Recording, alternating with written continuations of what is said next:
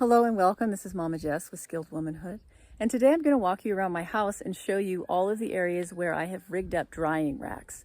Drying racks are so helpful for all kinds of things, just to hang clothes or towels or cheesecloth or blankets or whatever it is that you're doing. So I highly recommend having all kinds around the house in different locations depending on the season. Summer, it's easy to dry things outside, but in the winter it's harder. So you need a place inside that you can dry things. So I'm going to start with my clothesline, and I'm going to show you how I've rigged it up to be especially functional for me. Okay, so I will teach you how to tie the greatest clothesline knot in another video. So we'll get to that eventually. But I'm just going to show you what I got going on here. So first thing, I've got clothes hangers, plastic, because I'm hanging wet clothes on them. Okay, I don't want metal or wood. I like to hang certain clothes on a hanger because it's far more functional, and you're going to have way less probability of getting creases from the clothesline or from the clothespins. And it can be awkward to hang certain things like this when they're open buttoned like that. Okay. And also it saves on space when you can put all your shirts on the clothes hangers and kind of bunch them up. So then this is a standard shirt. I like to hang them from the top down, because if I try down here, the clothespin can bunch up, it can leave wrinkles, and I don't want anything to like stretch and be a problem right here around the neck, which will be very visible. So I always do these kinds of things from the bottom.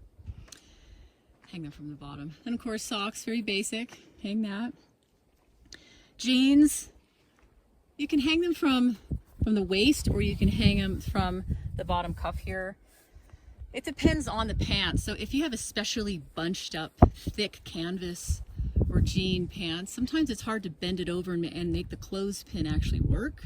These are okay. That's why you can hang them upside down on this. You know, there's less material here, and it will be easier to clothespin to the line.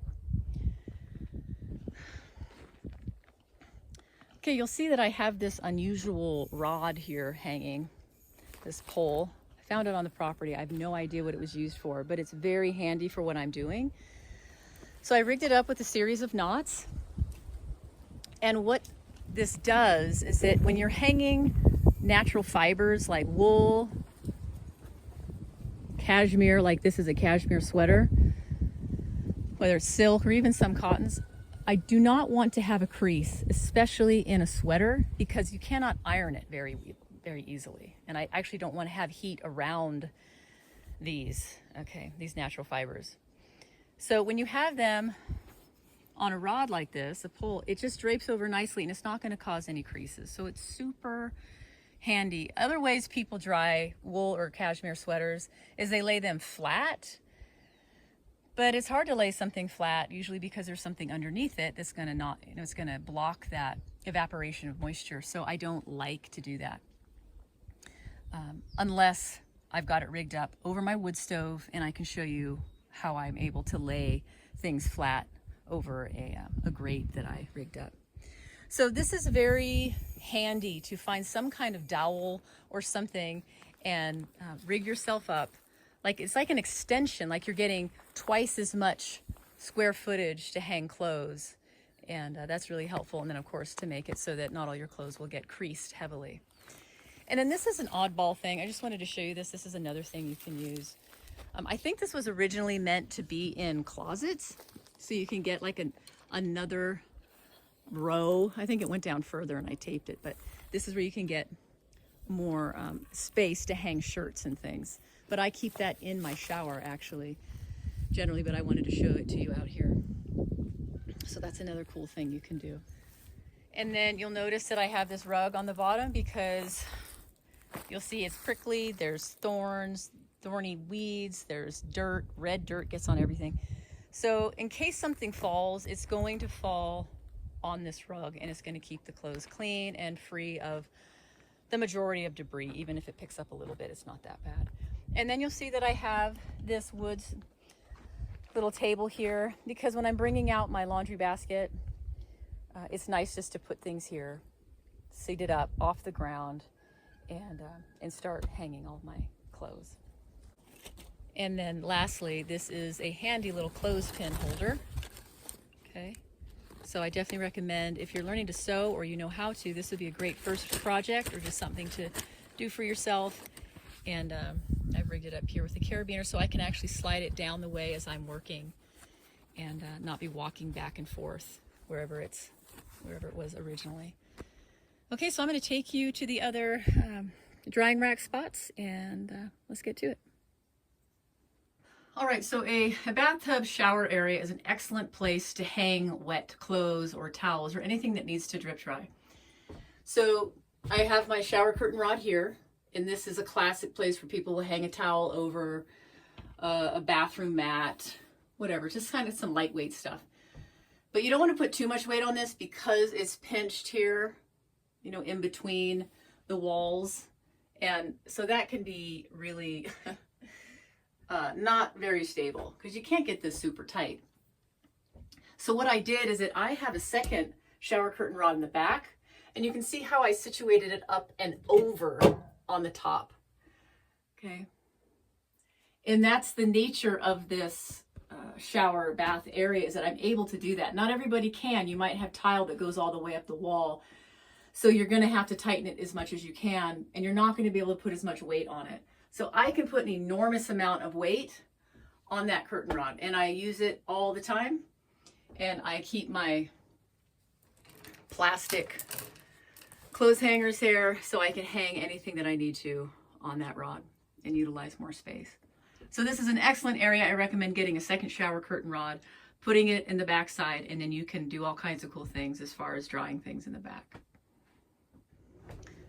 Some of you might have seen this from one of my other videos where I talk about how I've organized things and utilized space, but this is my my wood stove here. And in the winter months, especially, I need to utilize this area to dry things. So I have this copper pipe, okay, screwed it in up on the top.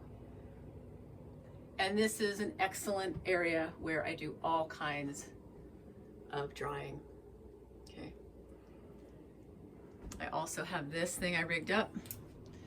You can, anything that has to lay flat, you can dry right there as well.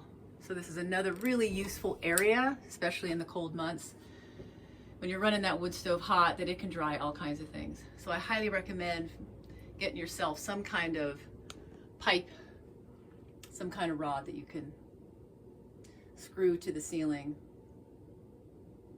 But remember, don't just screw it right into the sheetrock. You have to have a strong backing of some kind of stud or a cleat or something. Okay, this was another drying rack area that I set up out in the sun, and I want that wind, that fresh air, because that's really important for an antibacterial when you're dealing with, like, this is cheesecloth. These are my cheese mats, and I really want to make sure after I clean them that they're nice and dry and there's no extra bacteria or anything on them. So I got this, I don't even know what this thing would be called, but it was for keeping a dog out of this area. Like, it goes across the door. So it's some kind of cage wall barrier thing for a dog. But when I saw it, I thought, is that some kind of drying rack?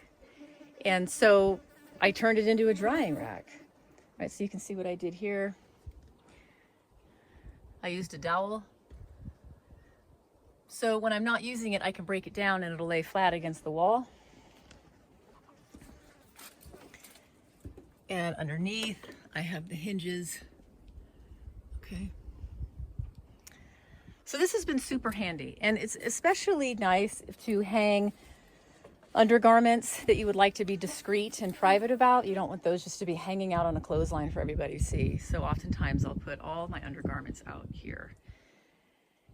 And yeah, it works wonderfully. And I love that I can break it down in a way where it gets out of the way of the deck when I'm not using it. Yeah, you'll see that I love rigging things up. I love using my knot. I love things to be really easily accessible, very efficient, and I want you to experience the joys of that kind of living.